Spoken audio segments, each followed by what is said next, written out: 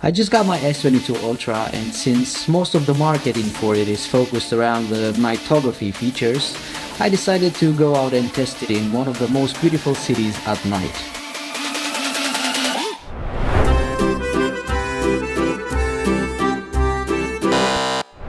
I mean, Dubai.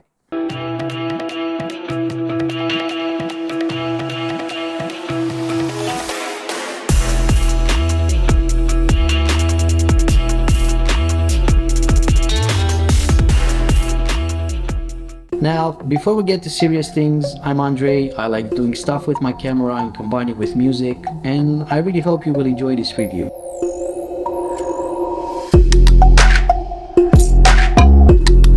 On this trip, even though I had my iPhone with me, I decided to make my S22 Ultra the main phone. Was it a good idea? Well, not really. Hear me out. So I organized the shoot because, that's what I mostly do. I was in Dubai, beautiful landscapes, tall buildings and beautiful models. And I was relying on my S22 Ultra to text with the models and decide on location. But there was an issue with my S22 Ultra. Even though the data showed as on, it just couldn't connect to the internet, like at all. So how did I fix it? Well, I had to set up a hotspot on my S22 Ultra, and in the end I had to text everything on the Instagram app from the iPhone. It just worked, and I feel like that's one of the main advantages of the iPhone compared to the S22 Ultra. I mean, my experience with it has been quite dreadful. A lot of bugs. After that shoot, I got home and I had to start editing the photos and do a post on my Instagram account, since I do this every 2-3 days. I edited the photos. It worked decent, not as fast as on the iPhone, which is pretty weird since the iPhone 12 Pro is already almost 2 years old and it's still processing the photos much quicker, but I digress. Now, after I edited the photos, I went on Instagram to post them, and have a look at this video. It just refuses to post anything. It gets stuck on processing. I tried restarting the phone, I tried closing the Instagram app and reopening it. Nothing worked. Today I got an update though. I haven't tried it yet, but I really hope it will work. I'll keep you updated. Actually, you know what? Let's try now. I'll show you. I'll just try to do some random posts.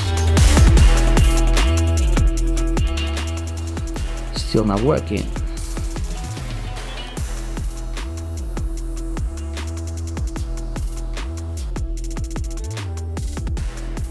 Yep, I suppose the update didn't fix it. I'll try reinstalling the app once again. Maybe it will work. But at this moment, I feel like Instagram is the worst app on this phone. Like, it's kind of my portfolio. I use it every day. And I bought this phone just for work because it works so nice for editing photos with the S Pen. But since I cannot use Instagram to its full potential, I end up sending everything I edit to my iPhone anyway to post it.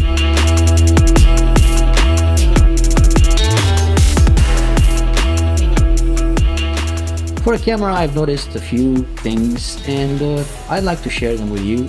Here we are in the cons section, so I'll just share the things that really disappointed me.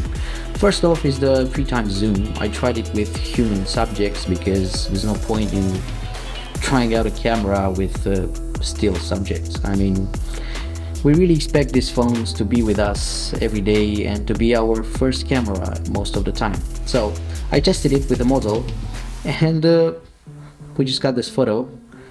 Have a look at it. It's so badly processed, she looks like a zombie. I mean, how can I rely on this phone? Unless you're standing really still, you cannot rely on the zoom capabilities, because any movement will result in a badly processed photo. If you are moving or the subject is moving, you're just gonna get something like this.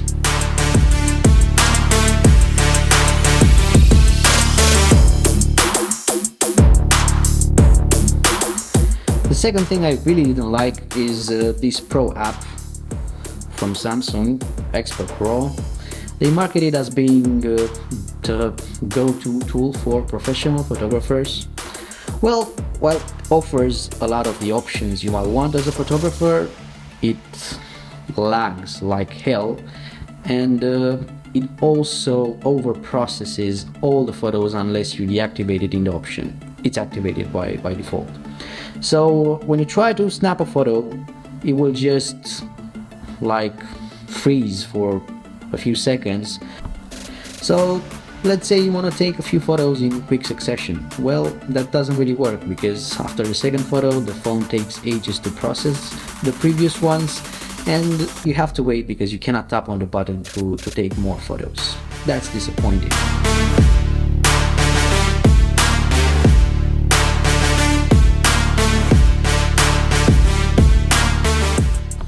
Now, video-wise, I can't say this is the best phone on the market. Like, it has issues. It's jittery at times. The stabilization, I feel like it ruins the footage more than helps it. And I was surprised to find out that in low light it's really noisy compared to the iPhone, to my iPhone 12 Pro Max. Again, I think the comparison with the iPhone 13 Pro Max would be really unfair from Samsung.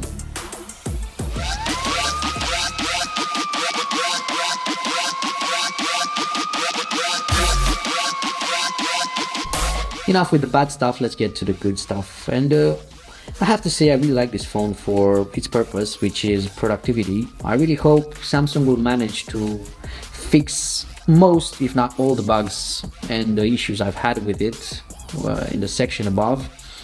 Now, for the productivity side of it, I really love the S Pen. It allows me to do a lot of things an iPhone doesn't, like precision editing on my photos, writing notes, taking better screenshots than on the iPhone, and many more other features. Like, this productivity side of it really justifies the money you paid for it. Would have been a better combo if everything worked as advertised, but I guess nothing is perfect. The S Pen has been one of my favorite things since the Note 2, because I've had most of them. I stopped at Note 9. Besides the editing part and the signing documents part, it's also a really useful tool when browsing the web. It helps you preview sites better, it helps you precision tap on things, on menus and stuff like that. And I love using it for browsing the web. Of course, taking notes is part of the name. Well, used to be, because now it's called Ultra. But taking notes is a really essential part of my life, because I get ideas everywhere and I like to organize stuff. And having a tool like this in my pocket, available at all times, is really helpful. So I really love the S Pen.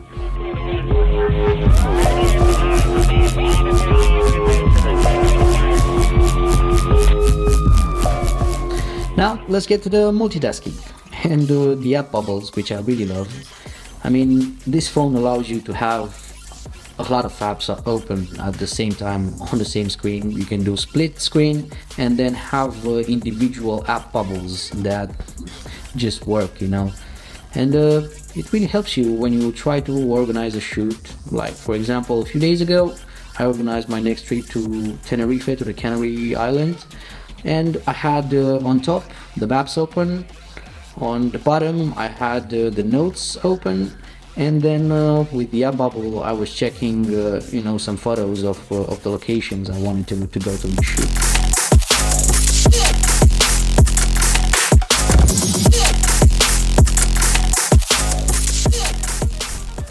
Let's talk about a feature that I really felt missed on the old Samsung phones, and that's the QuickShare function. Since I'm an iPhone user, I love sending stuff right away from my phone to the laptop and the other way around using AirDrop. But now Samsung has this thing called QuickShare, which I feel it's a step above it, because it allows you to create a link and send it to anyone to download the photos. If you upload those photos on any file sharing website, most of them, if not all of them, do compress the photos and they lose quality. And sometimes it's really visible on Instagram posts. That's why I love this feature, because it makes my life way easier, and I can just go to the gallery, select the photos I've just edited, send it to the models, and they can post the photos themselves.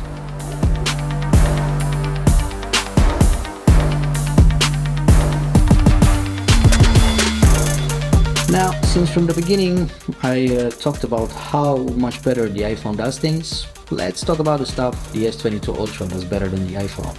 And here I'm talking about the customization part of things.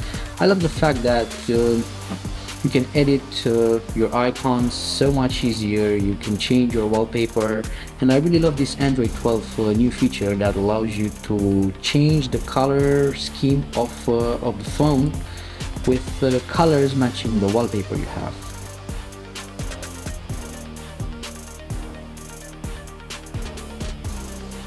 Let's get back to the camera, because obviously there are also good things about it. The most amazing results that I've got with it were when shooting still photos.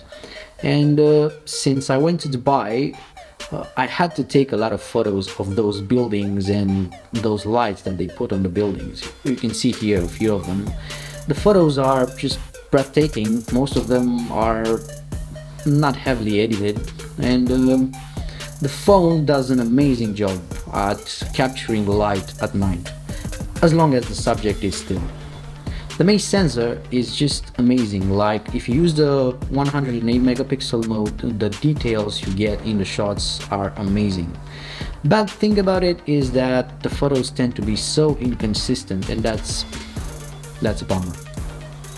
Having the 3 times zoom option and the 10 times zoom option are really welcome features for me. Like, for example, in Dubai, I could have just zoomed in from my balcony and see a lot of things and take some really interesting photos that otherwise wouldn't have been possible without having those zoom modes.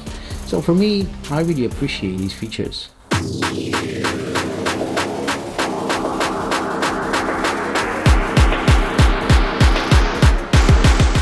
Let's get to the conclusion now. Productivity wise, this phone is a beast. If they also manage to tweak some of the issues I kept having with it, I'd probably recommend it to more people. For now though, if what you seek is reliability, get an iPhone. Optimization wise, I don't think there are better phones, especially in the Android world. If what you seek is to be able to create, share, and take some amazing photos every now and then, if the phone and God are with you, then sure, go get this phone, especially if you can afford it, because it's worth it. But otherwise, I would stick to other choices. There are cheaper phones probably that don't have the issues this one has. And I would say, if you really want it, just wait for another month or two until most of the bugs I kept talking about in this video are gone. I'm Andre, thanks for sticking with me until the end, and I'll see you in the next one.